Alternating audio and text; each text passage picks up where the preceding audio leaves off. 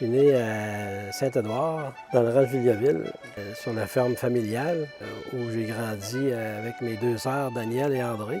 On est allé à l'école Durand. Quand j'ai eu terminé l'école primaire, mes parents m'ont envoyé au séminaire des palmaristes à Sillery pour la cour classique. Et puis ensuite, je suis revenu à Sainte-Croix pour faire mon cours à l'école d'agriculture. Mon objectif était de travailler sur la terre, sur la ferme, avec mon père ou la terre voisine de mon père. Pour acheter une ferme, bien, ça prenait de l'argent. Alors, je suis parti dans le bois avec des amis, des jeunes. Là, dans le temps, on allait dans l'Abitibi pour aller bûcher.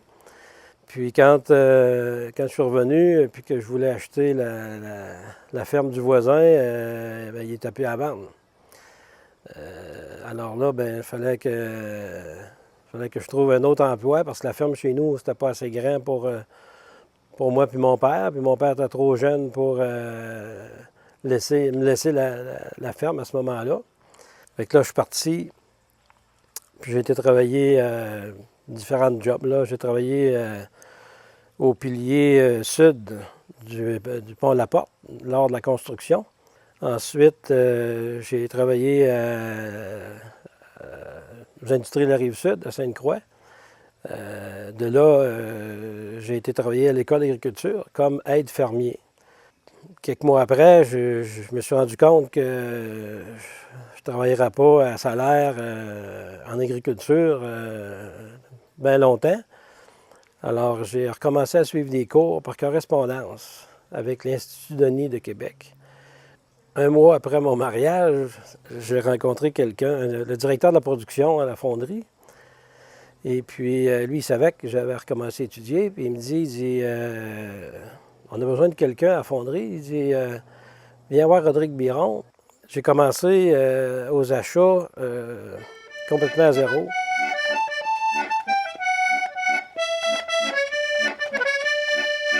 Il y avait beaucoup de travail au niveau des achats, de centraliser ça.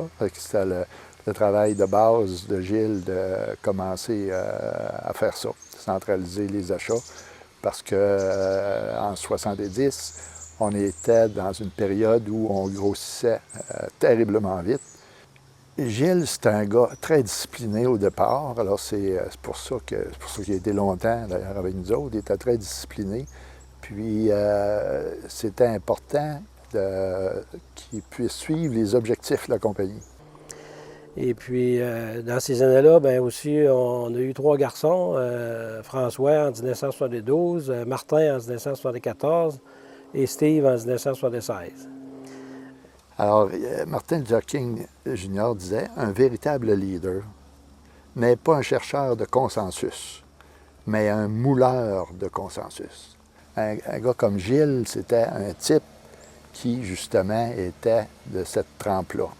J'ai parti en juillet 1990, puis dans l'année, j'ai parti à mon compte dans le domaine de la ferraille. Alors ça, je m'étais installé à Saint-Apollinaire, dans le rang Gaspé. Ça s'appelait Castonguay Fer et Métaux. J'ai eu l'entreprise pendant 8 ans.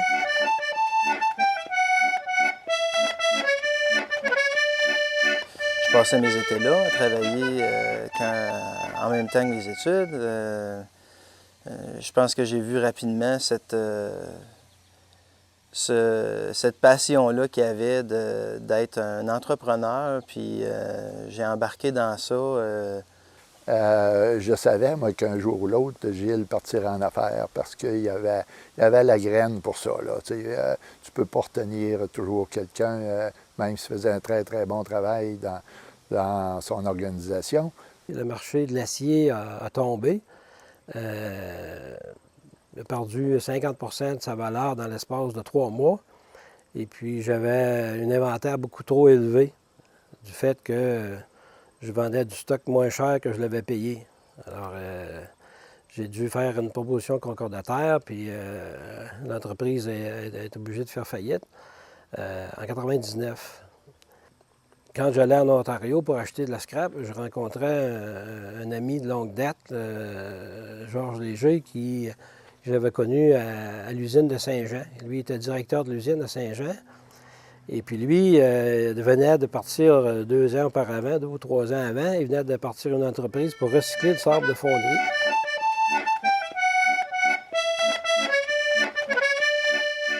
Puis en 1991, j'avais eu l'idée de recycler le sable de fonderie. Puis j'avais développé un protocole qui maintenant est utilisé à travers le monde. On a passé une grosse partie de l'après-midi puis de la nuit à discuter du passé puis du futur. Et puis le matin, il est parti de son hôtel puis il s'en revenait à Sainte-Croix. À un moment donné, il m'a appelé, il dit « Je reviens de bord, il faut qu'on se parle. » Il est reviré de bord, je pense qu'il était rendu à Hamilton. On s'est rencontrés pour un café, puis il dit « Il faut absolument ouvrir une compagnie au Québec qui va faire exactement ce que toi tu fais en Ontario. » Il dit à Gilles, j'ai dit « Moi, là, non, je m'en viens trop vieux pour ça. J'ai plus besoin de ça. » Il dit « On va y aller en partenariat. » J'ai dit « OK. 50-50. » Il dit « Oui, 50-50. » Puis je pense que ça a pris une affaire de 4 ou 5 mois, puis on avait un organisme qui avait été fondé du nom de Recyclage LC pour Recyclage léger Castonguay. Alors, en 99, j'ai racheté les parts de Georges. On était à 50-50 dans les actions. Et puis, j'ai racheté les parts de Georges et à ce moment-là, j'ai impliqué les 3 garçons. En 2011, j'ai commencé à penser à la relève de l'entreprise. Et puis, j'ai engagé un directeur général. J'ai formé un comité de gestion. On a travaillé sur une planification stratégique, un plan d'action pour préparer un transfert.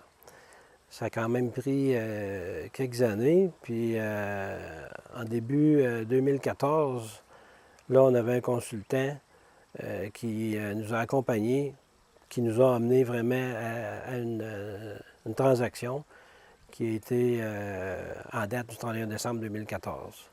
Alors, la relève est en place avec Ghislain Hamel, qui est président, directeur général, Martin Castonguay, mon fils, qui est vice-président, directeur des ventes, et François Daigle, qui est directeur des opérations. Puis moi, je prends la relève de mon père au niveau des ventes, à la direction des ventes. Donc, on a formé ce nouveau trio-là pour amener Produit RLC dans son futur. Dans le moment, je suis directeur développement des affaires. Je dirais à peu près à 3 jours et demi semaine. Pour aider aussi au niveau des ventes, à travailler avec Martin au niveau des informations. Des informations que j'ai plus dans ma tête que sur l'ordinateur.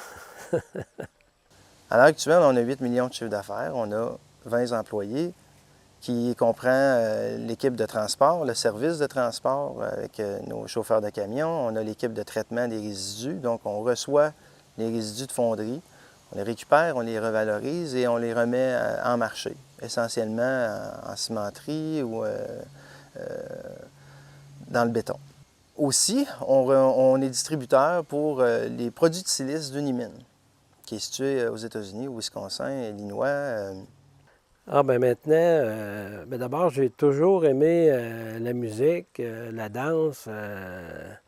Plus jeune, c'était de la danse sociale. À un moment donné, j'ai passé par le folklore et la gigue. Puis aujourd'hui, c'est plus la danse de ligne. Depuis quelques années aussi, avec ma conjointe Ginette, on voyage beaucoup.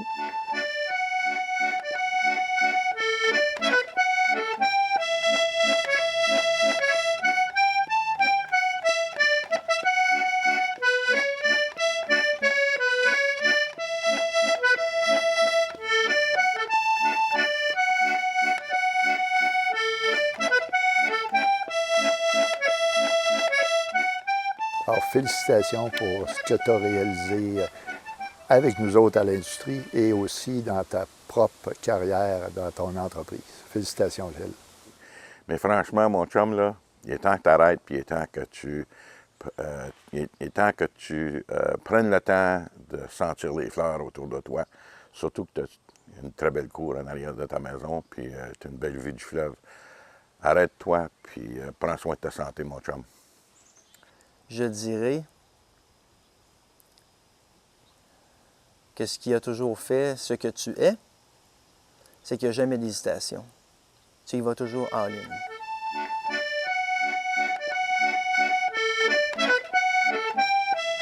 Je voudrais remercier Gilles pour toute la confiance qu'il m'a donnée. Puis c'est un bon patron. Puis je ne regrette pas d'avoir travaillé pour lui. Je suis bien content d'avoir travaillé pour lui. C'est une bonne personne. Merci Gilles. Je remercie toutes les personnes qui ont travaillé de près ou de loin pour rendre hommage à mon conjoint. Pour Gilles, c'est une très belle fin de carrière. Bravo, mon amoureux.